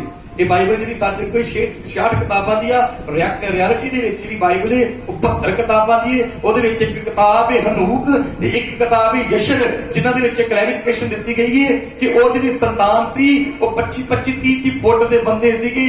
ਉਹ ਕਈਆਂ ਸੰਸਥਾਵਾਂ ਨੇ ਉਹਨਾਂ ਨੂੰ ਕੱਢ ਦਿੱਤਾ ਗਿਆ ਕਿਉਂਕਿ ਉਹਨਾਂ ਵਿੱਚ ਬਹੁਤ ਗਹਿਰੇ ਭੇਤ ਛੁਪੇ ਸੀਗੇ ਤੇ ਉਹ ਸਾਡੇ ਤੱਕ ਆਉਣ ਨਹੀਂ ਦਿੱਤੇ ਗਏ। ਪਰ ਪ੍ਰਭੂ ਹੌਲੀ ਹੌਲੀ ਆਪਣੇ ਦਾਸਾਂ ਤੋਂ ਉਹਨਾਂ ਭੇਤਾਂ ਨੂੰ ਖੋਲ ਰਿਹਾ ਹੈ। ਤੁਹਾਨੂੰ ਪਤਾ ਕਿੱਦਾਂ ਦੀ ਔਲਾਦ ਸੀਗੀ? 25-30 ਫੁੱਟ 40-40 ਫੁੱਟ ਮੁੱਢੋਂ ਨਾਮੀ ਸੂਰਵੀਰ ਸੀਗੀ ਉਤਪਤ 6 ਦੇ ਵਿੱਚ। ਫਿਰ ਉਹਨਾਂ ਦੀ ਜਿਹੜੀ ਔਲਾਦ ਜੰਮੀ, ਉਹਨਾਂ ਇੱਕ ਹੋਰ ਗੰਦਾ ਪਾਪ ਕੀਤਾ। ਉਹਨਾਂ ਨੇ ਜਾਨਵਰਾਂ ਨੂੰ ਵੇਖਿਆ ਤੇ ਉਹਨਾਂ ਨਾਲ ਗਲਤ ਸੰਬੰਧ ਬਣਾਏ ਤੇ ਔਲਾਦ ਪੈਦਾ ਹੋਣ ਲੱਗ ਪਈ, ਅੱਧਾ ਬੰਦਾ ਤੇ ਅੱਧਾ ਜਾਨਵਰ। ਇਹ ਫਿਲਮਾਂ 'ਚ ਦੇਖਦਾ ਜੇ ਤੁਹਾਨੂੰ। ਹੁਣ ਇੱਕ ਜੇ ਮੈਂ ਤੁਹਾਨੂੰ ਗੱਲ ਦੱਸਾਂ, ਨਫਲੀਮ ਕੌਣ ਨੇ? ਉਹਨਾਂ ਦੀ ਪ੍ਰਜਾਤੀ ਅੱਜ ਵੀ ਪਾਈ ਜਾਂਦੀ ਹੈ। ਹਨੂਮਾਨ ਬੰਦਾ ਲੱਗਦਾ ਕਿ ਬੰਦੇ ਹੋ? ਦੱਸੋ ਮੈਨੂੰ। ਨਫਲੀਮਾਂ ਦੀ ਔਲਾਦ ਪਹਾੜ ਚੁੱਕਦਾ ਤੁਰ ਪੈਂਦਾ ਸੱਚਾਈ, ਕਿਉਂਕਿ ਉਹਨਾਂ 'ਚ ਸਵਰਗ ਦੇ ਦੂਤਾਂ ਦਾ ਡੀਐਨਏ ਮਿਸਪਲੇਸ ਹੋ ਗਿਆ। ਜਦੋਂ ਡੀਐਨਏ ਮਿਲ ਜੇਗਾ ਨਾ ਧਰਤੀ ਦਾ ਤੇ ਸਵਰਗ ਦਾ ਉੱਥੇ ਬਰਿਆਈ ਹੋਏਗੀ। ਸਵਰਗ ਦੇ ਦੂਤਾਂ ਨੇ ਗੁਨਾਹ ਕੀਤਾ ਤੇ ਧਰਤੀ ਤੇ ਪਾਪ ਹੋ ਗਿਆ ਤੇ ਡੀਐਨਏ ਨਾਲ ਛੇੜਖਾਨੀ ਹੋਈ। ਤੁਹਾਨੂੰ ਪਤਾ ਅੱਜ ਕਈ ਦੇਸ਼ਾਂ ਦੇ ਵਿੱਚ ਇਸ ਚੀਜ਼ ਨੂੰ ਵਰਤਿਆ ਗਿਆ ਹੈ। ਚਾਈਨਾ ਦੇ ਵਿੱਚ ਇਹ ਔਲਾਦ ਬਣਾਈ ਗਈ ਹੈ, ਅੱਧਾ ਬੰਦਾ ਤੇ ਅੱਧਾ ਜਾਨਵਰ। ਹਾਂਗਕਾਂਗ ਦੇ ਵਿੱਚ ਇਹ ਔਲਾਦ ਬਣਾਈ ਗਈ ਹੈ। ਨਾਸਾ ਦੇ ਵਿੱਚ ਇਹਨਾਂ ਦੀ ਪ੍ਰਜਾਤੀ ਹੈ ਜਿਹੜੇ ਅੱਧੇ ਬੰਦੇ ਨੇ ਤੇ ਅੱਧੇ ਜਾਨਵਰ ਨੇ। ਜੇ ਤੁਸੀਂ ਜ਼ਿਆਦਾ ਅੱਜ ਕੱਲ੍ਹ ਜੇ ਮੂਵੀਜ਼ ਵੇਖਣਾ ਪਸੰਦ ਕਰਦੇ ਜੇ, ਕ੍ਰਿਸ਼ 3 ਫਿਲਮ ਦੇ ਵਿੱਚ ਇਹ ਵਿਖਾਇਆ ਗਿਆ ਬੰਦੇ ਨੇ ਪਰ ਹੁੰਦੇ ਜਾਨਵਰ। ਇਹ ਸਾਰਾ ਫਿਰ ਬਾਈਬਲ ਹੈ। ਉਹ ਸਮਾਂ ਆ ਗਿਆ। ਕਰੋਨਾ ਸਾਰੇ ਲੋਕ ਕਹਿੰਦੇ ਵੀ ਆਫਤ ਆ, ਪਰ ਇਹ ਪ੍ਰਭੂ ਨੂੰ ਲਵਾਈ ਬਵਾ ਸੀ ਕਿਉਂਕਿ ਪ੍ਰਭੂ ਨੇ ਨਿਸ਼ਾਨੀ ਪੂਰੀ ਕਰਾਉਣੀ ਹੈ। ਕਰੋਨਾ ਨੇ ਪਤਾ ਕੀ ਕੀਤਾ ਕਿ ਸਾਡੇ ਨਾਲ ਸਾਡੇ ਡੀਐਨਏ ਨਾਲ ਛੇੜਖਾਨੀ। ਕਿਉਂ ਬੰਦੇ ਮਾਰਦੇ ਸੀ? ਕਿਉਂਕਿ ਡੀਐਨਏ ਦੇ ਨਾਲ ਚਿਪਕ ਜਾਂਦਾ ਸੀਗਾ ਵਾਇਰਸ ਤੇ ਜਿਹੜੇ ਸਾਡੇ ਅੰਦਰ ਐਂਟੀ ਬੈਕਟੀਰੀਆ ਅੰਦਰ ਉਹਨੂੰ ਪਤਾ ਨਹੀਂ ਸੀ ਲੱਗਦਾ ਕਿਉਂਕਿ ਜਿਹੜੇ ਐਂਟੀ ਬੈਕਟੀਰੀਆ ਉਹ ਝੱਟ ਪਛਾਣ ਲੈਂਦੇ, ਜੇ ਬਾਹਰੋਂ ਕੋਈ ਗੈਰ ਬੈਕਟੀਰੀਆ ਆਉਂਦਾ ਉਹਨੂੰ ਮਾਰ ਦਿੰਦੇ ਨੇ, ਪਰ ਇਹ ਪਤਾ ਨਹੀਂ ਲੱਗਦਾ। ਹੌਲੀ ਹੌਲੀ ਜਨਮ ਲੈਂਦਾ ਸੀ ਤੇ ਬੰਦੇ ਦੇ ਅੰਦਰ ਜਿਹੜੇ ਐਂਟੀ ਬੈਕਟੀਰੀਆ ਨੂੰ ਖਤਮ ਕਰ ਦਿੰਦਾ ਸੀਗਾ ਤੇ ਫਿਰ ਉਹਦੇ ਬੰਦੇ ਦੀ ਹੌਲੀ ਹੌਲੀ ਮੌਤ। ਇਹ ਡੀਐਨਏ ਨਾਲ ਛੇੜਖਾਨੀ ਕਰਦਾ ਸੀ। ਸੇਮ ਸਮਾਂ ਨੂੰ ਵਾਲਾ ਹੈ। ਫਿਰ ਜਿਹੜੀਆਂ ਇਹਨੂੰ ਮਟਾਉਣ ਦੇ ਲਈ ਵੈਕਸੀਨਸ, ਕਰੋਨਾ ਵੈਕਸੀਨ ਤੇ ਉਹਦਾ ਹਿੱਸਾ ਨਹੀਂ ਹੈ ਪਰ ਵੈਕਸੀਨ ਉਹਦੇ ਵਰਗੀ ਇੱਕ ਚੀਜ਼ ਹੈ। ਵੈਕਸੀਨ ਜਿੰਨਾ ਲਵਾਈਏ ਉਹਨਾਂ ਦੇ ਅੰਦਰ ਕੀ ਹੋਇਆ ਏ? ਡਾਕਟਰ ਕਹਿੰਦੇ ਨੇ ਕਿ ਮਨੁੱਖ ਦਾ ਡੀਐਨਏ ਪ੍ਰਭਾਵਿਤ ਹੋ ਗਿਆ ਏ, ਇਹ ਹੋਰ ਮਹਾਮਾਰੀ ਵਿੱਚ ਫਸ ਸਕਦਾ ਏ। ਇਸ ਲਈ ਇੱਕ ਦਵਾਈ ਏਦਾਂ ਦੀ ਬਣਾਓ। ਤੁਹਾਨੂੰ ਪਤਾ ਕਰੋਨਾ ਦੇ ਆਉਣ ਤੋਂ ਪਹਿਲਾਂ 6 ਸਾਲ ਪਹਿਲਾਂ ਇਹ ਟੀਕਾ ਬਣਿਆ ਏ ਜਿਹੜਾ ਅੱਜ ਲੱਗ ਰਿਹਾ ਏ। ਉਦੋਂ ਕਰੋਨਾ ਦਾ ਨਾਮ ਵੀ ਨਹੀਂ ਹੈ। ਸਿਰਫ ਡੀਐਨਏ ਨਾਲ ਛੇੜਖਾਨੀ ਕਰਨ ਲਈ। ਡੀਐਨਏ ਨਵਾਂ ਹੋਇਆ ਵੀ ਤੁਹਾਡੇ ਅੰਦਰ ਕੋਈ ਰੋਗ ਨਾ ਆਵੇ। ਅਮਰੀਕਾ ਦੇ ਵਿੱਚ ਇੱਕ ਟੀਕਾ ਲੱਗਦਾ ਏ, ਉਹ ਬਹੁਤ ਕੋਸਟਲੀ ਏ। ਉਹ ਬੰਦੇ ਦੇ ਅੰਦਰ ਜਾਂਦਾ, ਬੰਦੇ ਦੇ ਡੀਐਨਏ ਨੂੰ ਨਵਾਂ ਕਰ ਦਿੰਦਾ। ਬੰਦਾ 250-300 ਸਾਲ ਜੀ ਰਿਹਾ ਕਿਉਂਕਿ ਡੀਐਨਏ ਚੇਂਜ ਹੋ ਰਿਹਾ ਹੈ। ਹੁਣ ਉਹ ਕੀ ਕਹਿ ਰਹੇ ਨੇ ਡਾਕਟਰ? ਕਹਿੰਦੇ ਮਹਾਮਾਰੀਆਂ ਵੱਧ ਰਹੀਆਂ ਨੇ, ਇਸ ਲਈ ਹੁਣ ਵੈਕਸੀਨ ਦਾ ਕੋਈ ਕੰਮ ਨਹੀਂ ਹੈ। ਹੁਣ ਤੁਸੀਂ ਬੰਦੇ ਦੇ ਮਾਈਕਰੋਚਿਪ ਲਾਓ। ਕੀ ਲਾਓ? ਮਾਈਕਰੋਚਿਪ ਦਾ ਫਾਇਦਾ ਇਹੀ ਨਹੀਂ ਗੱਲਾਂ ਬਿਮਾਰੀਆਂ ਤੋਂ ਨਹੀਂ ਬਚੇਗਾ, ਉਹਦੇ ਤੇ ਹੋਰ ਵੀ ਫਾਇਦੇ ਨੇ। ਤੁਹਾਨੂੰ ਪਤਾ ਸ਼ੈਤਾਨ ਨੇ ਹੌਲੀ ਹੌਲੀ ਕੰਮ ਕੀਤਾ ਜੀ। ਐਂਟੀ ਜਿਹੜੀਆਂ ਪ੍ਰਭੂ ਦੀਆਂ ਐਂਟੀ ਸਰਕਾਰਾਂ ਨੇ, ਜਿਹਨਾਂ ਨੂੰ ਅਸੀਂ ਐਂਟੀ ਕ੍ਰਾਈਸਟ ਸੰਸਥਾਵਾਂ ਕਹਿੰਦੇ ਆ, ਲੂਸੀਫਰੀਅਨ ਟੀਮ, ਐਲੂਮੀਨੇਟੀ, ਇਹਨਾਂ ਨੇ ਕੀ ਕੀਤਾ ਜੀ? ਇਹਨਾਂ ਹੌਲੀ ਹੌਲੀ ਟੀਮਾਂ ਬਣਾਈਆਂ, ਇਹਨਾਂ ਦੁਨੀਆ ਨੂੰ ਕੈਸ਼ਲੈਸ ਕੀਤਾ। ਹੁਣ ਤੁਹਾਨੂੰ ਪੈਸੇ ਲੈ ਕੇ ਜਾਣਾ ਪੈਂਦਾ ਜੀ, ਆਪਣਾ ਫੋਨ ਲਓ, ਤੁਹਾਡੇ ਖਰਚੇ ਹੋ ਜਾਣੇ ਜੀ। ਬੈਂਕ ਦੇ ਵਿੱਚ ਪਹਿਲਾਂ ਲਾਈਨਾਂ ਲੱਗਦੀਆਂ ਸੀ, ਹੁਣ ਕੁਝ ਨਹੀਂ ਹੈ, ਅੰਗੂਠਾ ਲਾਓ ਤੇ ਆਪਣੇ ਪੈਸੇ ਕਢਵਾ ਲਓ, ਕੋਈ ਵੀ ਕੰਮ ਅੰਗੂਠਾ ਲਾਓ। ਇਹਨਾਂ ਦੁਨੀਆ ਨੂੰ ਕੈਸ਼ਲੈਸ ਕਰਤਾ। ਹੁਣ ਇਹਨਾਂ ਪਤਾ ਕੀ ਕਰਨਾ ਜੀ? ਇਹਨਾਂ ਕਹਿੰਦਾ ਤੁਸੀਂ ਦੋ ਕੰਮ ਕਰਦੇ ਜੀ, ਤੁਹਾਨੂੰ ਅੰਗੂਠਾ ਵੀ ਲਾਉਣਾ ਪੈਂਦਾ ਹੈ, ਤੁਹਾਨੂੰ ਸਕੈਨ ਵੀ ਕਰਨਾ ਪੈਂਦਾ ਕੋਡ। ਕਿਉਂ ਨਾ ਅਸੀਂ ਕੋਡ ਹੀ ਤੁਹਾਡੇ ਅੰਦਰ ਪਾ ਦਈਏ। ਹੁਣ ਲੱਗਣੀ ਮਾਈਕ੍ਰੋਚਿਪ, ਥੋੜੇ ਸਮੇਂ ਤੱਕ ਵੇਖੋ ਵੀ ਕਈ ਦੇਸ਼ਾਂ 'ਚ ਸ਼ੁਰੂ ਕਰਨ ਦੀ, ਹਜੇ ਕਈ ਲੋਕੀ ਮੰਨਦੇ ਨੇ ਸ਼ੁਰੂ ਹੋ ਗਈ ਹੈ, ਬਟ ਉਹ ਰਿਐਲਿਟੀ ਨਹੀਂ ਆ ਹਜੇ, ਕਿਉਂਕਿ ਉਸ ਤੋਂ ਪਹਿਲਾਂ ਕਲੀਸਿਆ ਉਠਾਈ ਜਾਂਦੀ ਇੱਥੇ ਲੱਗ ਰਹੀ ਜੀ। 14 ਦਿਨਾਂ ਤੋਂ ਛੋਟੀਆਂ ਨੇ ਪਤਾ ਕਰਨਾ ਕੀ ਜੀ? ਇਹ ਬੰਦੇ ਦੇ ਅੰਦਰ ਜਾਏਗੀ ਤੇ ਡੀਐਨਏ ਨੂੰ ਕੀ ਕਰ ਦੇਗੀ? ਚੇਂਜ। ਤੁਹਾਨੂੰ ਪਤਾ ਸਾਡੇ ਡੀਐਨਏ ਵਿੱਚ ਕੀ ਲਿਖਿਆ? ਕਿਉਂ ਡੀਐਨਏ ਨਾਲ ਛੇੜਖਾਨੀ ਹੋ ਰਹੀ? ਆਦਮ ਨੂੰ ਕਿੰਨੇ ਬਣਾਇਆ? ਪਰਮੇਸ਼ਰ ਨੇ। ਤੁਹਾਨੂੰ ਪਤਾ ਕੋਈ ਕੰਪਨੀ ਜਿੱਦਾਂ ਮੰਨ ਲਓ ਐਪਲ ਦਾ ਫੋਨ ਐਪਲ ਨੇ ਬਣਾਇਆ, ਤੇ ਪਿੱਛੇ ਲਿਖਿਆ ਨਹੀਂ made by Apple, made by. ਬੰਦੇ ਦੇ ਡੀਐਨਏ ਦੇ ਵਿੱਚ ਇੱਕ ਚੀਜ਼ ਲਿਖੀ ਹੈ, ਮੇਡ ਬਾਏ ਯਹੋਵਾ। ਕਿੰਨੇ ਬਣਾਇਆ ਜੀ? ਮੇਡ ਬਾਏ ਯਹੋਵਾ। ਸ਼ੈਤਾਨ ਨੂੰ ਮਿਟਾਉਣਾ ਚਾਹੁੰਦਾ ਤੇ ਇਹ ਸ਼ੁਰੂ ਹੋ ਗਿਆ ਸਿਲਸਿਲਾ। ਨੂਹ ਦੇ ਦਿਨ ਆ ਗਏ। ਫਿਰ ਪ੍ਰਭੂ ਕਹਿੰਦਾ ਮੇਰਾ ਆਉਣਾ ਚੋਰ ਦੀ ਨਹੀਂ ਆ, 1000 ਸਾਲ ਇੱਕ ਦਿਨ ਦੇ ਬਰਾਬਰ ਆ। ਹੁਣ ਮੈਂ ਤੁਹਾਨੂੰ ਦੱਸਣ ਜਾ ਰਿਹਾ, ਇਸ ਤੋਂ ਬਾਅਦ ਦੁਆ ਕਰਾਂਗੇ। ਕਲਾਮ 'ਚ ਲਿਖਿਆ ਜਦੋਂ ਆਦਮ ਬਣਿਆ, ਆਦਮ ਤੋਂ ਲਗਭਗ 4000 ਸਾਲ ਬਾਅਦ ਯਿਸੂ ਮਸੀਹ ਧਰਤੀ ਤੇ ਆਏ। ਕਿੰਨੇ ਸਾਲ ਬਾਅਦ? 4000 ਸਾਲ। ਪਰਮੇਸ਼ਰ ਦੀ ਨਜ਼ਰਾਂ 'ਚ ਕਿੰਨੇ ਦਿਨ ਬਣਨੇ? 4000 ਸਾਲ ਇੱਕ ਦਿਨ ਬਣਦਾ ਹੈ, 4000 ਸਾਲ 4 ਦਿਨ। ਪ੍ਰਭੂ ਕਹਿੰਦਾ ਹੈ 6 ਦਿਨ ਤੇਰੇ ਨੇ ਤੇ 7ਵਾਂ ਦਿਨ ਹੁਣ ਮੈਂ ਤੁਹਾਨੂੰ ਦੱਸਦਾ 4000 ਸਾਲ ਹੀ ਨੇ। ਜਦੋਂ ਯਿਸੂ ਮਸੀਹ ਜੰਮਦੇ ਨੇ ਉਦੋਂ ਸੰਨ ਬਣਦੀ ਹੈ ਈਸਵੀ। ਅੱਜ ਕਿਹੜੀ ਈਸਵੀ ਦੇ ਵਿੱਚ ਅਸੀਂ 2022। ਇਟ ਮੀਨਸ ਯਿਸੂ ਮਸੀਹ ਤੋਂ ਲੈ ਕੇ ਸਾਡੇ ਤੱਕ 2022 ਸਾਲ ਹੋ ਗਏ ਨੇ। ਤੇ ਟੋਟਲ ਬਣਾਓ ਆਦਮ ਤੋਂ ਯਿਸੂ ਤੇ ਯਿਸੂ ਤੋਂ ਅਸੀਂ ਲਗਭਗ 6000 ਸਾਲ। ਕਿੰਨੇ? 6 ਦਿਨ ਹੋ ਗਏ ਜੀ ਧਰਤੀ ਨੂੰ ਪ੍ਰਭੂ ਦੇ ਦਿਨਾਂ 'ਚ। ਇਹ 2001 ਤੋਂ 7ਵਾਂ ਸ਼ੁਰੂ ਹੋਇਆ ਉਹਦੇ ਆਉਣ ਦਾ। ਇਹ ਦੇਖ ਲਓ ਅਸੀਂ ਕਿੱਥੇ ਸਟੈਂਡ ਕਰ ਕਿਸੇ ਵੀ ਘੜੀ ਹੋ 7ਵਾਂ ਦਿਨ ਚੱਲ ਰਿਹਾ ਹੈ। ਤੁਹਾਨੂੰ ਪਤਾ ਜੋ ਬਾਈਬਲ 'ਚ ਲਿਖਿਆ 2001 ਤੋਂ ਬਾਅਦ ਹੋਇਆ। ਝੂਠਾ ਕਲਾਮ, ਝੂਠੀਆਂ ਸੰਸਥਾਵਾਂ ਸਾਰੀਆਂ 2001 ਤੋਂ ਬਾਅਦ। ਜੋ ਕੁਛ ਹੋਇਆ 2001 ਤੋਂ ਬਾਅਦ। ਸਭ ਤੋਂ ਵੱਡੀ ਨਿਸ਼ਾਨੀ ਪ੍ਰਭੂ ਕਹਿੰਦਾ ਅੰਜੀਰ ਦੇ ਦਰਖਤ ਦੀਆਂ ਟਾਹਣੀਆਂ ਨਿਕਲਣਗੀਆਂ, ਪੁੰਗਲੀਆਂ ਫੁੱਟ ਨਿਕਲਣਗੀਆਂ, ਤੂੰ ਉਹਦੇ ਫਰੂਟ ਨੂੰ ਵੇਖੇਂਗਾ ਤੇ ਸਮਝ ਲਈ ਕਿ ਮੈਂ ਆਉਣ ਵਾਲਾ ਹੈ। ਅੰਜੀਰ ਦਾ ਦਰਖਤ ਕੌਣ ਹੈ? ਇਸਰਾਇਲ ਦੇਸ਼। ਤੁਹਾਨੂੰ ਪਤਾ ਕਦੋਂ ਬਣਿਆ ਜੀ? ਸਾਡਾ ਦੇਸ਼ 1947 ਚ ਆਜ਼ਾਦ ਹੋਇਆ, ਇਸਰਾਇਲ 1948 ਦੇ ਵਿੱਚ ਬਣਿਆ ਹੈ। ਉਹ ਅੰਜੀਰ ਦਾ ਦਰਖਤ ਤੇ 2007 ਚ ਪਤਾ ਲੱਗ ਗਿਆ ਕਿ ਇਸਰਾਇਲ ਕੋਈ ਦੇਸ਼ ਹੈ। ਤਾਂ ਅੱਜ ਇਸਰਾਇਲ ਦੀ ਤਾਕਤ ਨੂੰ ਸਾਰਾ ਵਰਲਡ ਜਾਣਦਾ ਹੈ। ਉਹਨੂੰ ਹੁਣ ਫਲ ਲੱਗ ਗਿਆ, ਹੁਣ ਉਹ ਕਈ ਮੇਰੇ ਫਰੈਂਡਸ ਨੇ ਅਮਰੀਕਾ ਦੇ, ਉਹ ਰੱਬੀ ਯਹੂਦੀਆਂ ਦੀਆਂ ਕਿਤਾਬਾਂ ਨੂੰ ਪੜ੍ਹਦੇ। ਉਹਨਾਂ ਨੂੰ ਪੁੱਛਿਆ ਨਾ ਵੀ ਸਰ ਤੁਸੀਂ ਨੈਕਸਟ ਈਅਰ ਸਾਡੇ ਕੋਲ ਆਏ, ਉਹ ਮੈਨੂੰ ਪਤਾ ਕੀ ਕਹਿੰਦੇ ਜੀ? ਭਾਜੀ ਸਾਨੂੰ ਤੇ ਕੱਲ ਦੇ ਦਿਨ ਦੀ ਆਸ ਨਹੀਂ ਹੈਗੀ ਜਿੱਦਾਂ ਕਲਾਮ ਪੂਰਾ ਹੋ ਰਿਹਾ। ਤੁਹਾਨੂੰ ਪਤਾ ਇੱਕ ਪ੍ਰਕਾਸ਼ ਦੀ ਪੋਥੀ 13 ਅਧਿਆਇ 'ਚ ਇੱਕ ਮੂਰਤ ਦੀ ਗੱਲ ਹੈ, ਡੈਨੀਅਲ ਦੀ ਕਿਤਾਬ 'ਚ। ਉਹਦੇ ਪੈਰ ਏਦਾਂ ਦੇ ਹੋਣਗੇ, ਉਹਦਾ ਸੂਰਤ ਏਦਾਂ ਦੀ ਹੋਏਗੀ, ਉਹ ਵੇਖਣ ਨੂੰ ਸ਼ੇਰ ਲੱਗੇਗਾ, ਪੈਰ ਭਾਲੂ ਦੇ ਹੋਣਗੇ, ਏਦਾਂ ਦਾ ਕੁਛ ਖੰਭ ਹੋਣਗੇ। ਹਨਾ ਤੁਹਾਨੂੰ ਪਤਾ ਬਣ ਗਿਆ ਉਹ ਘਨੌਣੀ ਮੂਰਤ। ਅਮਰੀਕਾ ਦੇ ਵਿੱਚ ਇੱਕ ਬਹੁਤ ਵੱਡੀ ਮੂਰਤ ਬਣੀ ਜੀ, ਸੇਮ ਉਸੇ ਤਰ੍ਹਾਂ ਦੀ ਜਿੱਦਾਂ ਦੀ ਇਹਦੇ ਵਿੱਚ ਲਿਖੀ ਗਈ।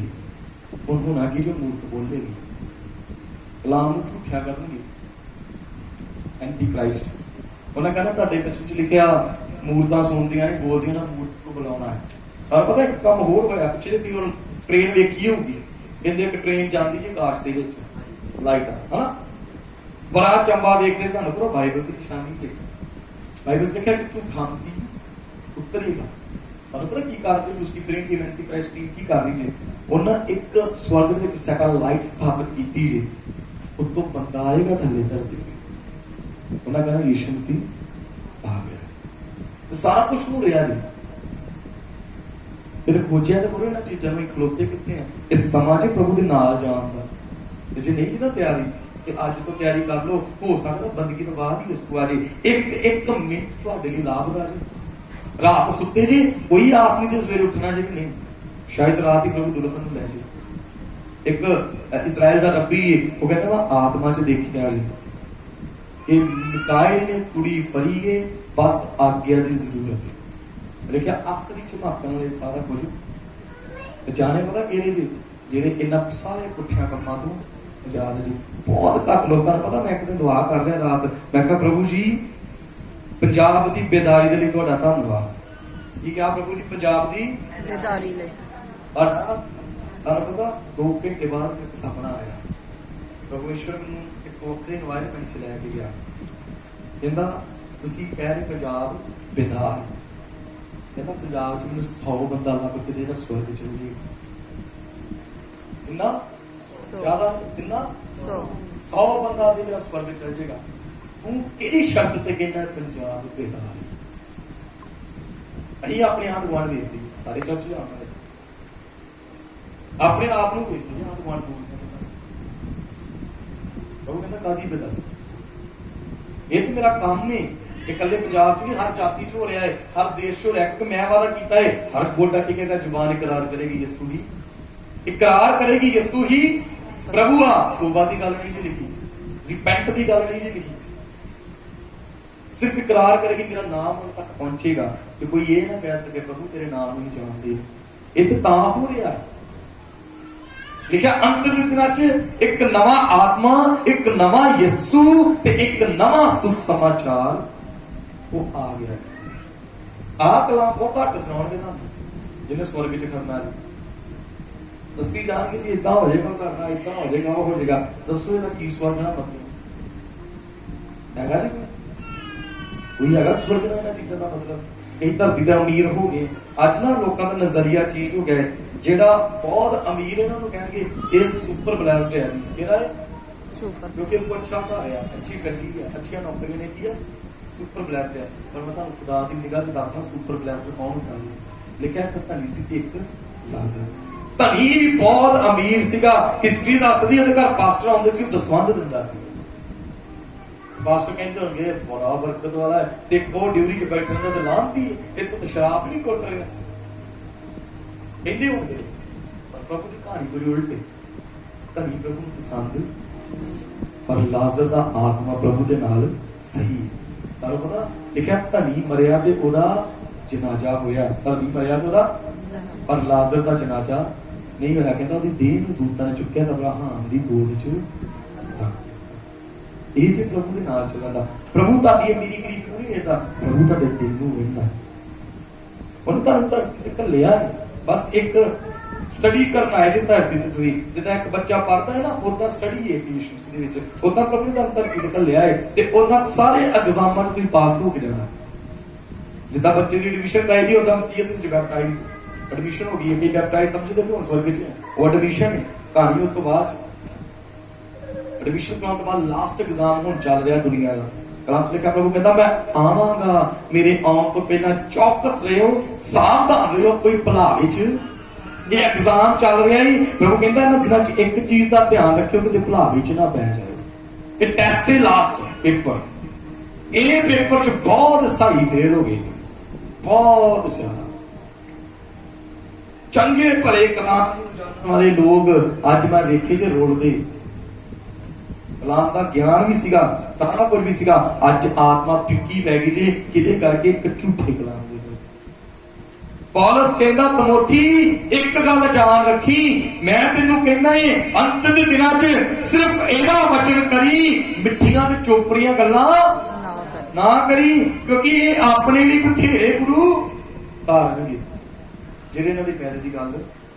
ਅੱਜ ਲੋਕ ਉੱਥੇ ਜਾਣਾ ਪਸੰਦ ਕਰਦੇ ਜਿੱਥੇ ਉਹਨਾਂ ਦੇ ਫਾਇਦੇ ਦੀ ਗੱਲ ਹੁੰਦੀ ਹੈ। ਪਰ ਸੀ ਯਿਸੂ ਸੀ ਲਿਖਿਆ ਜਦੋਂ ਪਤਰਸ ਨੇ ਪ੍ਰਚਾਰ ਕੀਤਾ ਤੇ ਕਿੰਨੇ ਹਜ਼ਾਰ ਬਪਤਿਸਮਾ ਲੈ ਗਏ। ਕਲਾਮ ਨਾਲ ਲੋਕ ਬਦਲਦੇ ਜੀ, ਚਮਤਕਾਰ ਨਾਲ ਲੋਕ ਨਹੀਂ ਜੇ ਬਦਲਦੇ। ਚਮਤਕਾਰ ਨਾਲ ਲੋਕ ਯਿਸੂ ਨੂੰ ਜਾਣਦੇ ਜ਼ਰੂਰ ਨੇ, ਪਰ ਬਦਲਦਾ ਇਹ ਹੈ। ਇਹਨੇ ਤੁਹਾਨੂੰ ਬਚਾਉਣਾ ਜੀ। ਇਹ ਜੇ ਨੈਵੀਗੇਸ਼ਨ ਸਵਰਗ ਦਾ, ਇਹ ਜੇ ਰਸਤਾ ਸਵਰਗ ਦਾ, ਇਹਦੇ ਨਾਲ ਕੋਈ ਜ਼ਿੰਦਗੀ ਨਹੀਂ ਕ੍ਰਿਸ਼ਨਾ ਦੀ। ਕ੍ਰਿਸ਼ਨਾ ਨੂੰ ਪਾਸਟਰਾਂ ਬਾਰੇ ਪੁੱਛ ਲਓ, ਸਾਰੇ ਦਾ ਨਾਮ ਲੈ ਲੈ ਕੇ ਗਿਣਾ ਦੇਣਗੇ। ਬਾਈਬਲ ਦੇ ਰਸੂਲਾਂ ਬਾਰੇ ਪੁੱਛ ਲਓ, ਕਿਸੇ ਦਾ ਨਾਮ ਨਹੀਂ ਇਹਨਾਂ ਨੂੰ ਪਤਾ। ਇੱਕ ਸਾਡੇ ਉਧਰ ਪ੍ਰੋਫਟ ਹੈ, ਉਹ ਮੈਨੂੰ ਕਹਿੰਦਾ ਜੀ ਭਾਜੀ, ਉਹਨੂੰ ਮੈਂ ਇੱਕ ਇੰਸਟੀਟਿਊਟ ਦੇ ਵਿੱਚ ਮੈਂ 3 ਮਹੀਨੇ ਨੂੰ ਟੀਚ ਕੀਤਾ ਸੀਗਾ, ਉੱਥੇ ਮੈਨੂੰ ਉਹਨਾਂ ਨੇ ਟੀਚਰ ਦੀ ਡਿਊਟੀ ਦਿੱਤੀ ਸੀਗੀ, ਤੇ ਮੈਨੂੰ ਕਹਿੰਦਾ ਭਾਜੀ ਵੇਖੋ ਪ੍ਰਭੂ ਦੀ ਕਿਰਪਾ ਨਾਲ ਮੈਂ ਪ੍ਰੋਫਟ ਬਣ ਗਿਆ। ਮੈਂ ਕਿਹਾ ਪ੍ਰੋਫਟ ਦੇ ਮਤਲਬ ਦਾ ਪਤਾ ਨਹੀਂ ਕੀ ਹੁੰਦਾ ਹੈ? ਮੈਂ ਕਿਹਾ ਕੀ ਪ੍ਰੋਫੈਸੀ ਹੈ ਤੇਰੀ? ਕਹਿੰਦਾ ਮੈਂ ਦੱਸ ਦਿੰਦਾ ਲੋਕਾਂ ਦੇ ਘਰਾਂ ਬਾਰੇ। ਮੈਂ ਕਿਹਾ ਲਿਆ 125 ਮੈਂ ਤੈਨੂੰ ਦਿਨਾਂ ਹਰਿਦੁਆਰ ਚੱਲੂਗੀ, ਦੱਸ ਦੇਗਾ ਪੰਡਤ, ਦੱਸ ਦੇਗਾ ਤੈਨੂੰ। ਦੇਖੋ ਵੱਡੀ ਗੱਲ ਤਾਂ 125 ਰੁਪਏ ਲੱਗਦੇ ਹਰਿਦੁਆਰ, ਸਾਰਾ ਦੱਸ ਦੇਗਾ ਪੰਡਤ ਦਾ। ਮੈਂ ਕਿਹਾ ਇਹਦੇ ਨਾਲ ਤੂੰ ਪ੍ਰੋਫਿਟ ਬਣ ਗਿਆ। ਮੈਂ ਕਿਹਾ ਕੋਈ ਇੱਕ ਪ੍ਰੋਫੈਸੀ ਜਿਹੜੀ ਆਉਣ ਵਾਲੇ ਸਾਲਾਂ ਦੀ ਕੀਤੀ ਕਿ ਪ੍ਰਭੂ ਆਉਣ ਵਾਲੇ ਦਿਨਾਂ ਚ ਦਾ। ਮੈਂ ਕਿਹਾ ਜੇ ਤੂੰ ਪ੍ਰੋਫਿਟ ਹੈ, ਪ੍ਰਭੂ ਨੇ ਤੈਨੂੰ ਕਰੋਨਾ ਦਾ ਦੱਸਣਾ।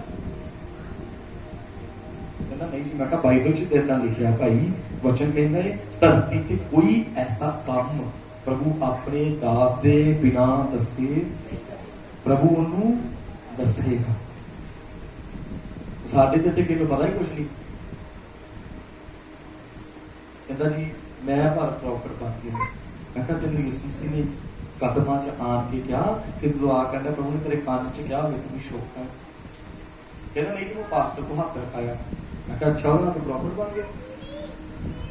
ਪ੍ਰੋਫੈਸੀ ਅੱਜ ਕੱਲ ਪ੍ਰੋਫੈਟਿਕ ਸਕੂਲ ਖੋਲ੍ਹਦੇ ਨੇ, ਇਸ ਸਕੂਲਾਂ ਨਾਲ ਵਰਦਾਨ ਨਹੀਂ ਜੇ ਮਿਲਣਾ। ਇਹਨੂੰ ਪੜ੍ਹੋ ਤੇ ਸਹੀ ਵਰਦਾਨ ਹੀ, ਨਾ ਕਿ ਸਟੱਡੀ ਜਾਦੂਗਰੀ ਹੁੰਦੀ ਜੀ। ਮੈਂ ਤੁਹਾਨੂੰ ਸੱਚਾਈ ਦੱਸਦਾ, ਉਹ ਜਾਦੂਗਰੀ ਨਾਲ ਆਪਾਂ ਜਿਹੜੀ ਸਟੱਡੀ ਉਹ ਜਾਦੂ ਦੀ ਹੁੰਦੀ ਹੈ, ਪਰ ਜਿਹੜਾ ਵਰਦਾਨ ਉਹ ਮੋਢਿਆਂ ਤੇ ਮਿਲਦਾ ਜੀ। ਉਹਦੇ ਲਈ ਤੁਹਾਨੂੰ ਕਿ ਪਾਸਟਰ ਕੋ ਸਿਰ ਤੇ ਹੱਥ ਨਹੀਂ ਰਖਾਉਣਾ ਪੈਣਾ। ਜੇ ਤੁਹਾਡੀ ਬੁਲਾਹਟ ਹੈ ਨਾ ਤੇ ਪ੍ਰਭੂ ਤੁਹਾਨੂੰ ਮਾਂ ਦੀ ਕੁੱਖ ਚੋਂ ਕਹਿ ਦੇਗਾ ਤੂੰ ਪ੍ਰੋਫਿਟ ਹੈ, ਤੂੰ ਰਸੂਲ ਹੈ, ਤੂੰ ਨਬੀ ਹੈ। ਤੁਹਾਨੂੰ ਪਤਾ ਨਬੀ ਦੀ ਪਹਿਚਾਣ ਕੀ ਜੇ? ਨਬੀ ਏਦਾਂ ਹੀ ਅਵਾਰਾ ਨਹੀਂ ਚ ਘੁੰਮਦੇ, ਨਬੀ ਏਦਾਂ ਹੀ ਸਾਹਮਣੇ ਨਹੀਂ ਜਾਂਦੇ। ਬਾਈਬਲ ਚ ਲਿਖਿਆ ਨਬੀ ਨੂੰ ਲੱਭਣਾ। ਏਲੀਆ ਕਹਿੰਦਾ ਪ੍ਰਭੂ ਕੱਲਾ ਲੈ ਗਿਆ, ਕਹਿੰਦਾ ਤੈਨੂੰ ਕਿੱਥੇ ਗਿਆ? ਮੈਂ ਕਈ ਲੁਕਾ ਕੇ ਰੱਖੇ। ਪਛਾਣ ਕਰਨੀ ਪੈਣੀ ਨਬੀ ਦੀ। ਸਾਡੇ ਜਿਹੜੇ ਬਾਈਬਲ ਦੇ ਨਬੀ ਨੇ ਨਾ ਤੇ ਅੱਜ ਦੇ ਨਬੀਆਂ 'ਚ ਜ਼ਮੀਨ ਅਸਮਾਨ ਦਾ। ਬਾਈਬਲ ਦੇ ਨਬੀਆਂ ਦੇ ਵਿੱਚ ਪਤਾ ਕੀ ਖਾਸੀਅਤ ਜੇ? ਉਹ ਜਾਂਦੇ ਨੇ ਜੱਜ ਦੇ ਸਾਹਮਣੇ, ਕਹਿੰਦੀ ਹੀ ਰਾਜਾ ਤੇਰੀ ਪਰਚਾ ਤੇ ਸ਼ਰਾਬ ਇਸ ਕਰਕੇ ਪਿਆਈ, ਜਾ ਤੋਬਾ ਕਰ ਲਾ। ਅੱਜ ਕੋਈ ਨਬੀ ਹੈ ਕਤਾਰ ਕੇ ਕਿਸੇ ਰਾਜੇ ਦੇ ਸਾਹਮਣੇ ਜਾ ਕੇ ਬਤਾ, ਇਹਦੇ ਆਪ ਰਾਜਿਆਂ ਦੇ ਮਗਰ ਸਾਡੇ ਨਬੀ, ਸਾਡੇ ਪਾਸਟਰ ਮੰਤਰੀਆਂ ਦੇ ਪਿੱਛੇ ਭੱਜਦੇ ਨੇ ਜੀ ਸਾਨੂੰ ਆਹ ਗ੍ਰਾਂਟ ਦੇ ਦਿਓ। ਪੁਰਾਣੇ ਨਬੀਆਂ ਦੇ ਪਿੱਛੇ ਮੰਤਰੀ ਭੱਜਦੇ ਨੇ। ਦੱਸ ਪ੍ਰਭੂ ਕੀ ਕਹਿੰਦਾ, ਦੱਸ ਖੁਦਾ ਕੀ ਕਹਿੰਦਾ ਸਾਡੇ ਲਈ, ਦੱਸ ਦਾ ਪਰਮੇਸ਼ਰ ਦਾ ਕੀ ਵਚਨ। ਅੱਜ ਤਾਂ ਕਹਾਣੀ ਉਲਟੇ। ਇਸ ਕਹਿੰਦਾ 2001 ਤੋਂ ਸਮਾਂ ਮੇਰਾ। ਮੈਂ ਤੁਹਾਨੂੰ ਕੋਈ ਮਿੱਠੀਆਂ ਚੋਪੜੀਆਂ ਗੱਲਾਂ ਨਹੀਂ ਦੱਸ ਰਿਹਾ। ਮੇਰੇ ਕੋਲ ਜੋ ਖੁਦਾ ਨੇ ਮੈਨੂੰ ਇਹ ਦਿੱਤਾ ਜੀ ਉਹੀ ਤੁਹਾਡੇ ਕੋਲ ਲੈ ਕੇ ਆਇਆ। ਇੱਥੇ ਫੈਮਿਲੀ ਗਵਾਹ ਹੈ, ਮੈਂ ਕੋਈ ਘਰੋਂ ਤਿਆਰ ਕਰਕੇ ਨਹੀਂ ਜੀ ਆਇਆ। ਕਿਉਂਕਿ ਮੈਨੂੰ ਕਹਿ ਰਹੇ ਬਸ ਪੜ੍ਹ ਲਓ ਕੀ ਦੇਣਾ ਕਿ ਉੱਥੇ। ਮੈਂ ਕਿਹਾ ਉੱਥੇ ਸਵਰਗ ਦਾ ਪਰਮੇਸ਼ਰ ਨੇ ਆਪੇ ਦੇ ਦੇਣਾ, ਕਿਉਂਕਿ ਮੈਨੂੰ ਪਤਾ ਹੀ ਨਹੀਂ ਉਹ ਕਿੱਦਾਂ ਦੇ ਲੋਕ ਨੇ। ਤੇ ਮੈਂ ਨਾ ਘਰੋਂ ਤਿਆਰ ਚਲ ਜਾ ਤੇ ਬਾਅਦ ਉਹਨਾਂ ਪਹਿਲਾਂ ਕਦੇ ਸੁਣਿਆ ਹੋਵੇ ਉਹ ਮੈਨੂੰ ਕਹਿੰਦਾ ਪਾਸ ਹੀ ਤੇ ਜਾਣਦੇ। ਪ੍ਰਭੂ ਲੋਕਾਂ ਦੇ ਹਿਸਾਬ ਨਾਲ ਤੁਹਾਨੂੰ ਵਰਤੇਗਾ। ਮੈਨੂੰ ਨਹੀਂ ਪਤਾ ਪ੍ਰਭੂ ਨੇ ਕਿਉਂ ਇਹ ਸਾਰਾ ਕਲਾਮ ਨੂੰ ਪਵਿੱਤਰ ਆਤਮਾ ਨੇ ਦਿੱਤਾ, ਤੇ ਮੈਂ ਨਹੀਂ ਚਾਹੁੰਦਾ ਕਿ ਮੈਂ ਕੁਛ ਲੁਕਾ ਦਿੱਤਾ। ਕਿਉਂਕਿ ਬਾਈਬਲ ਚ ਲਿਖਿਆ ਹੈ ਜੇ ਤੂੰ ਸੱਚ ਨੂੰ ਝੂਠ ਤੇ ਝੂਠ ਨੂੰ ਸੱਚ ਕਹਿਣਾ ਤੇ ਤੂੰ ਵੱਡਾ ਅਪਰਾਧੀ। ਇਸ ਲਈ ਮੇਰੇ ਕੋਲ ਜੋ ਕੁਛ ਹੈਗਾ, ਜੋ ਕੁਛ ਮੈਨੂੰ ਪ੍ਰਭੂ ਨੇ ਦਿੱਤਾ, ਮੈਂ ਤੁਹਾਡੇ ਵਿੱਚ ਵੰਡਿਆ। ਬਸ ਇੱਕ ਗੱਲ ਦੀ ਤੁਹਾਡੇ ਘਰ ਬੇਨਤੀ ਕਰਾਂਗਾ, ਇਸਰਾਏਲ ਪ੍ਰਭੂ ਨੇ ਛੱਡਿਆ ਜੇ ਤੇ ਸਾਨੂੰ ਚੁਣਿਆ ਜੇ। ਹੁਣ ਵਾਰੀ ਸਾਡੀ ਜੇ ਸਾਨੂੰ ਛੱਡੇਗਾ ਤੇ ਜ਼ਮੀਨ ਨੂੰ ਚੁਣੇਗਾ। ਜੇ ਜੀਵਨ ਨਾ ਬਦਲੇ, ਘਮੰਡ ਕਰਨਾ ਛੱਡ ਕੇ ਪ੍ਰਭੂ ਦੇ ਚਰਨਾਂ 'ਚ ਬੈਠ ਜਾਓ ਕਿ ਪ੍ਰਭੂ ਅਸੀਂ ਧੰਨਵਾਦੀ ਆ ਕਿ ਅਸੀਂ ਤੈਨੂੰ ਜਾਣਦੇ। ਅੱਖਾਂ ਬੰਦ ਕਰੀ ਰੇ ਬੇਨਿਸੇ ਕਿਤੇ ਰੇ ਕਿਤੇ ਹਾਲੇਲੂਇਆ ਹਾਲੇਲੂਇਆ ਉਹ ਪਰਮੇਸ਼ਰ ਜਿਹਦੀ ਅਸੀਂ ਮਹਿਮਾ ਕਰਦੇ ਹਾਂ। ਤੁਹਾਨੂੰ ਪਤਾ ਜੀ ਉਹ ਬਾਪ ਤੋਂ ਕਿੰਨੀ ਨਫ਼ਰਤ ਕਰਦਾ ਹੈ।